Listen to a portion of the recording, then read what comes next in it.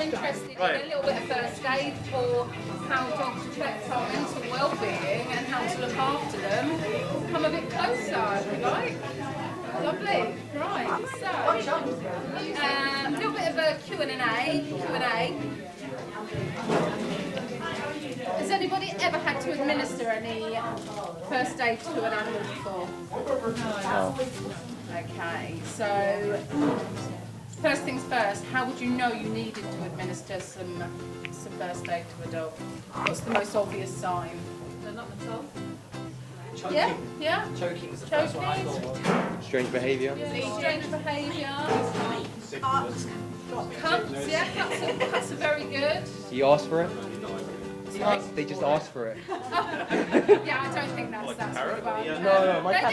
They can approach you and sort of ask for help in their own way, as long as you are in tune with that animal, if it's your own animal. But say, for argument's sake, we was walking down the road and there's a dog laying on a pavement and it's not doing anything, and you're suddenly concerned.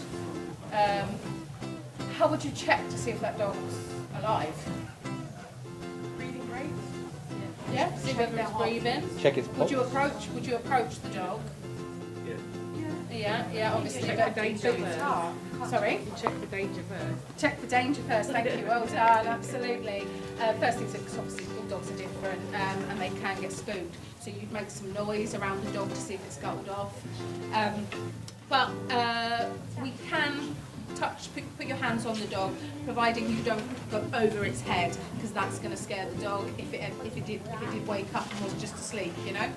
So the dog's laying on the floor. You approach the dog in a manner, well, you make some noise first to see if you could wake the dog up. Approach the dog, or cat, or a horse.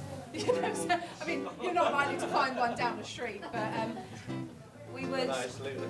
Yeah. Steady on. I love my town. We love our town. We do love our town. I love my town.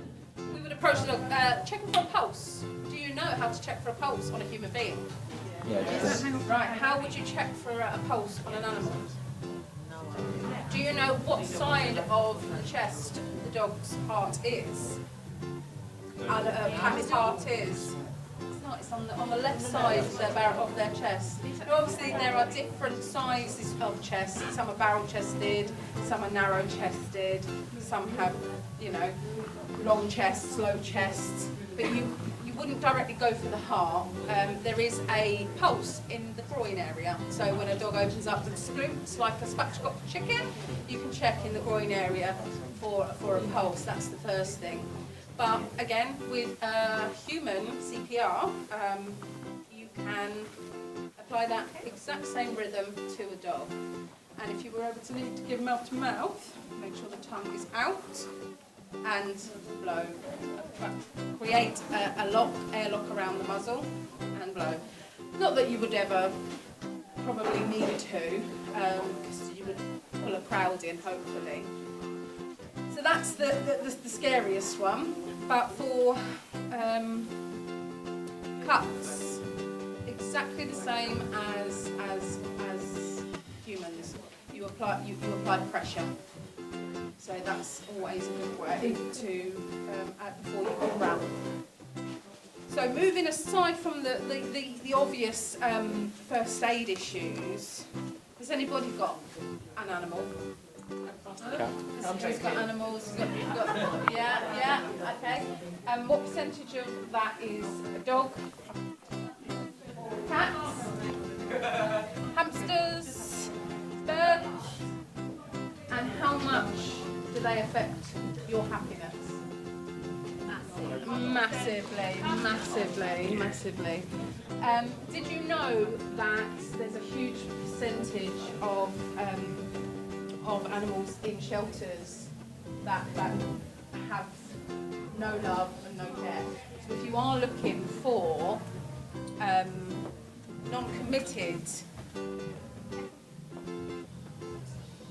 Sorry, I am making this up as I go along. it's all right. We all are. Non-committed endorphins from those animals the shelters are desperate for volunteers. So if you ever wanted to get out in nature, volunteer to do a dog walk, to clean out, that is a massive, huge, massive thing that you could potentially do moving forward over the winter period as well. But from what I do in generally as my business is I am a dog groomer, and the care that I can give those dogs as a volunteer to various shelters is second to none, and it's one of the best and most rewarding things I've ever done. So so moving back to I'm all over the place because I am making it up as I go along, like I said, because that's what I do. Hey, you know. That's why I'm here. Well, do you know what? It is what it is. It's from the heart. It is from the heart. It's from the heart. Another thing that's from my heart is dentistry and dogs and animals. Who out of all the people own animals that brush their animals' teeth? All right, you're an anomaly. Did you know that you needed to brush their teeth because they suffer with pain the same way as we do for dental problems? Even cats? Even cats. Oh, I didn't know that. Yeah, even cats. So, yeah, exactly. But it would be like me chewing toffee. Yeah? And the pain it might cause if you've got a cavity in your mouth. And the only answer to that is routine dental care. Yeah. But we can defend against it the same way as we defend against our own routine cleanings. There's enzyme paste and stuff. Yes, absolutely. Earlier the better. But there are also, talking of the care of your animals, there are certain products on the market that you can get that are chew treats that abrase the tooth from an early age. Certain things like fish treats, fish twists, dental chews, dental sticks. We're talking that on top of brushing is always, but raw is always best. So anything that's crunchy or like just the standard kibble isn't going to do the job. Raw is always best for that. But the enzyme paste is very good as well for dentists. And if you can get into a groomer that does offer some form of teeth cleaning service, make that part of your routine as well. But yeah, so, and also, as with the humans, the skin of an animal is also a ligand. So stimulating that skin by daily brushing or a daily mitten, if it's a short-haired dog, to remove dead, shedded hair is preferred because it maintains a healthy skin and a healthy coat on that animal. So, any more questions? So I'm really struggling. Yes, please, thank you. Do you have any shelters that volunteer in that? Yes, absolutely. Okay. We've got Apple Down over in Dunstable. Okay. And there's also Southbridge, the RSPCA, which is a little bit far, but also there is an app on your phone called Borrow My Doggy. If you don't have the facilities to get over to somewhere or like on the bus or something to one of the shelters, part of the community, Borrow My Doggy is a fabulous way of getting your daily exercise and having a bit of a fix for a furry friend, because they release there's a massive, I can Google it now, I should have Googled it before, but there is a huge percentage of how much it actually lifts your mental health, having a dog, massively. So, Borrow My Doggy. And a cat?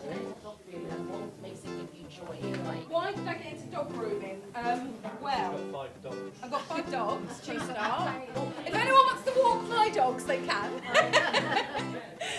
No, I've got 5 love dogs, and the reason why I got into it was because I absolutely love animals. And my children grew up and moved out, so I had nothing to do. So I was no longer useful to anybody. Yeah, and my surrogate child moved to Prague. Look, sorry. So let's give it up for Jema, the dog groomer. Thanks for sharing your expertise.